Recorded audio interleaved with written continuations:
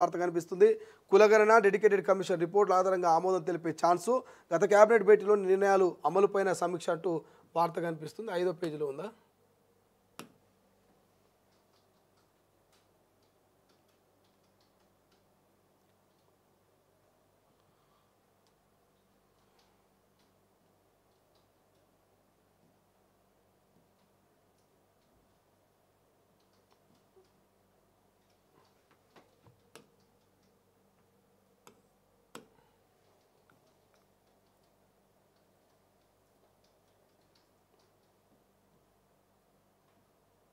Right.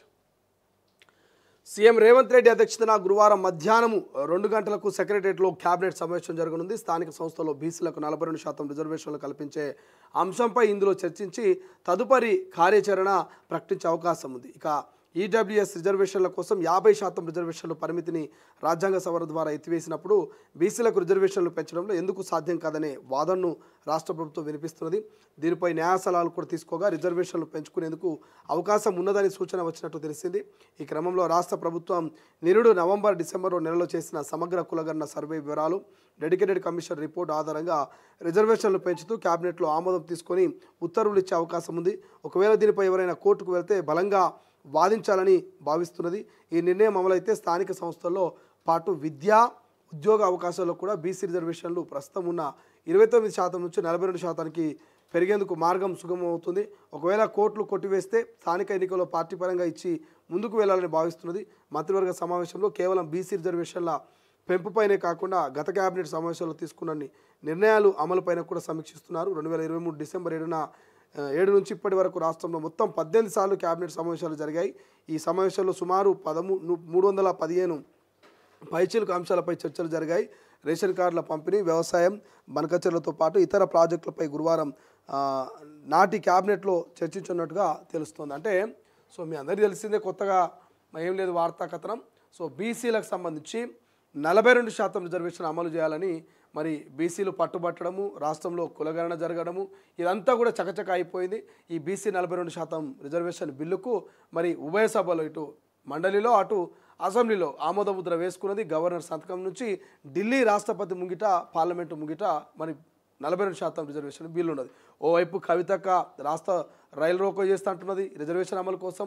ఇంకోవైపు are Krishnaiah, జాజిల Srinivas Goud ఇట్లా చెప్పుకోకపోతే అందరూ 42% రిజర్వేషన్ రాజ్యాంగబద్ధంగా విద్య, ఉద్యోగ, రాజకీయాల్లో కల్పించాలని కొట్లాడుతున్న టైంలో తెలంగాణలో మరి సర్పంచుల పదవి కాలం ముగిసి సర్పంచులు లేక 15 నుంచి 16 నెలలు అవుతున్నది.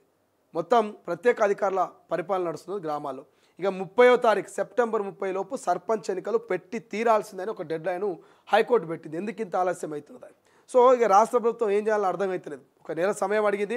నెలలో రిజర్వేషన్లు ఖరారు చేస్తే రాష్ట్ర ఎన్నికల సంఘము ఎన్నికలు నిర్వహించేందుకు సిద్ధంగా ఉన్నట్టు తెలుస్తున్నది. ఇవాళటి క్యాబినెట్ భేటీలో ప్రధానంగా ఈ సర్పంచ్ ఎన్నికలకు సంబంధించి, ఈ రిజర్వేషన్కి సంబంధించి మరి ఒక జీవోని క్యాబినెట్లో ఆమోదం పొందించి మరి ఇట్లా 42% రిజర్వేషన్ ఇస్తే బాగుంటుందా? ఒకవేళ ఇట్లా కనుక జీవో ద్వారా 42% రిజర్వేషన్ ఇస్తే ఎవరైనా కోర్టుకు పోతారా? కోర్టుకు పోతే మనం కొట్టడానికి సిద్ధంగా ఉందాం. కోర్టు కనుక కొట్టేస్తే ఏం చేద్దాం? పార్టీ పరంగా 42% రిజర్వేషన్ ఇద్దామా అనేటువంటి ఆలోచనలో ఉన్నది. ఇవాళ దాని గురించి డిస్కస్ చేస్తున్నాం. దాంతోపాటు రాజు వికాసు, రేషన్ కార్డు పంపిణీ, ఇట్లా కొన్ని అంశాల గురించి డిస్కషన్ చేసేటువంటి అవకాశం కనిపిస్తున్నది. ఇప్పటికే రాజు వికాసు జూన్ 2వ తారీఖు నాడు తెలంగాణ ఆవిర్భావ దినోత్సవం నాడు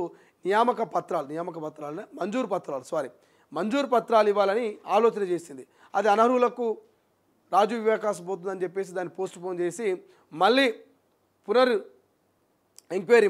రీ ఎంక్వైరీ చేస్తే మళ్ళీ ఎవరైతే అర్హులో వాళ్ళకే ఇద్దాం, అనర్హుల్ని తీసేద్దామని చెప్పేసి ఒక ప్లాన్ చేసి రాష్ట్ర ప్రభుత్వం కొంత టైం తీసుకున్నది. జూన్ 2 నుంచి జూలై 2 ఒక నెల అయిపోయింది. నెల రోజులలో మరి ఇంతవరకు రాజు వికాస్ మీద ఎటువంటి అప్డేట్ లేదు. అసలు రాజు వికాస్ మంజూరు పత్రాలు ఇస్తారా ఇయ్యరా? ఎవరికి ఇస్తారు, ఎవరికి ఇయ్యరు? ఎంత మేరకు ఇస్తారు, ఎంత మేరకు ఇయ్యరు? ఇవన్నిటి మీద కూడా ఇవాళ ఈ రాజు వికాసు 42% బీసీల రిజర్వేషన్, ఈ 2 అంశాల గురించి రాష్ట్ర మంత్రివర్గం ఇవాళ సచివాలయంలో డిస్కషన్ చేసే ఛాన్స్ కనబడతా ఉంది. దానికి సంబంధించినటువంటి వార్త చూద్దాం. ఒక త్వరితగతిన నిర్ణయం తీసుకుంటే బాగుంటుంది. అది రాజు వికాస్ అయినా సర్పంచ్ ఎన్నికలకు సంబంధించిన అంశమైనా నాంచుకుంటూ పోతే ప్రభుత్వమే నష్టపోతుంది, ప్రజలే నష్టపోతారు, అభివృద్ధి కుంటుపడుతుంది. కాబట్టి మరి నాకు తెలిసి ఇవాళ ఫైనల్ అయిపోతుంది. ఇక పెండింగ్లో బెటర్ అని చెప్పేసి అయితే నేను అనుకుంటున్నా. చూద్దాం ఇవాళ ఫైనల్ అయిపోతే ఏం జరుగుతుందో చూద్దాం.